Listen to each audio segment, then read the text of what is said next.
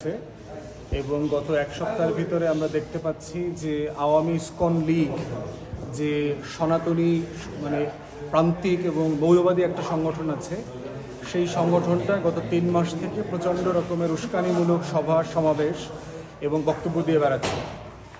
রংপুরে পার্টিকুলারলি আমরা দেখলাম যে রাষ্ট্রদ্রোহিতার মামলায় যে লোককে গ্রেফতার করা হয়েছে চিন্ময় দাসকে গতকালকে, তিনি হুঙ্কার দিয়ে বলেছেন যে বাংলাদেশে হিন্দুদেরকে নাকি উচ্ছেদ করবার জন্য ষড়যন্ত্র চলছে এবং যদি এই ষড়যন্ত্র অব্যাহত থাকে আমরা মনে করিয়ে দিতে চাই যে ইরাকে, লিবিয়াতে এবং সিরিয়াতে কি হয়েছে। এখন আমরা যারা দুনিয়ার খোঁজখবর জানি, ইরাকে, লিবিয়াতে এবং সিরিয়াতে গৃহযুদ্ধ চলছে। ওয়ার অ্যান্ড টেররের নামে পশ্চিমা নেটো শক্তি যে 7টা মুসলিম দেশকে ধ্বংস করে দেবার প্ল্যান করেছিল 2000 সালে, তার অংশ হিসাবে।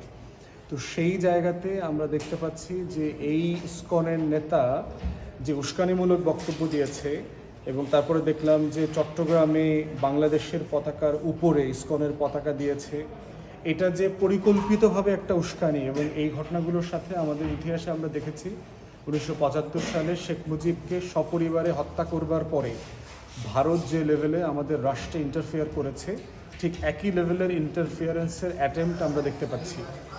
এবং দুঃখজনক হলেও সত্য যে বাংলাদেশে সংখ্যালঘু নির্যাতন আছে, যেমন এটা আমরা স্বীকার করছি, কিন্তু সংখ্যালঘুদের একটা মতলববাজি রাজনীতি আছে। এই সংখ্যালঘুদের মতলববাজি রাজনীতিটা বাংলাদেশের জনগণের মধ্যে যে কমিউনিটি, যে একটা হারমোনি ছিল, সবার ভিতরে যে একটা আন্তঃসাম্প্রদায়িক যে একটা সম্পর্ক ছিল, ভালোবাসা ছিল, একজনের প্রতি আরেকজনের দরদ ছিল, এই দরদটাকে এফেক্ট করছে। এবং ভারত যেহেতু এই বাংলাদেশের মতলববাজি সংখ্যালঘু রাজনীতিটা নিয়ন্ত্রণ করে, তার জন্য এটার কারণে যেটা হচ্ছে যে শুধু বাংলাদেশের হিন্দুরা ইনসিকিউরিটির মধ্যে পড়ছে না, বরং হচ্ছে ক্রস বর্ডার রিলেশনশিপ কিন্তু আমাদের এফেক্ট হচ্ছে।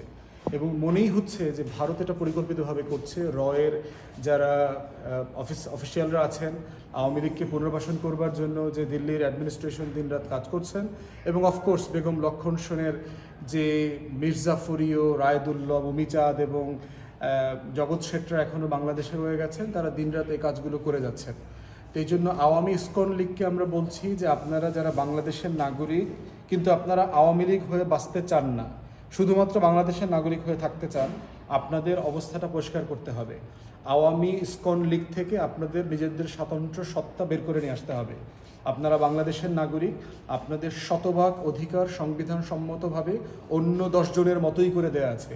সেটা 5ই আগস্টের পরে আমরা দেখেছি যে বাংলাদেশের বিভিন্ন হিন্দু বসতি, মহল্লা, পাড়া, মন্দির, দোকানপাট, বাসস্থানকে কিভাবে মুসলমানরা, ইসলামী দলের লোকজন, আলেম ওলামায়ে কেরামরা, মাদ্রাসার ছেলেমেয়েরা মিলে দিন রাত রোটেশন করে পাহারা দিয়েছে। চট্টগ্রামে আমরা এটা দেখেছি, ঢাকাতে দেখেছি। গত দুর্গাপূজার যে মণ্ডপ হয়েছে প্রায় 40,000 সারা বাংলাদেশে, এই মন্দিরগুলো, মণ্ডপগুলো মুসলমানরাই কিন্তু আপনাদেরকে দিন রাত পাহারা দিয়ে রেখেছে। মুসলমান সংগঠনগুলো, ইসলামী সংগঠনগুলো, রাজনৈতিক দলগুলো, ছাত্ররা সবাই মিলে সেটা করেছে। কিন্তু এটাকে তো আপনারা সম্মান করছেন না। এই যে আমাদের ভালোবাসা, আমাদের যে নিঃস্বার্থ নাগরিক মহব্বতের যে জায়গাটা, দায় এবং দরদের জায়গাটা, সেই জায়গাটাকে আপনারা সম্মান করছেন না, শ্রদ্ধা করছেন না।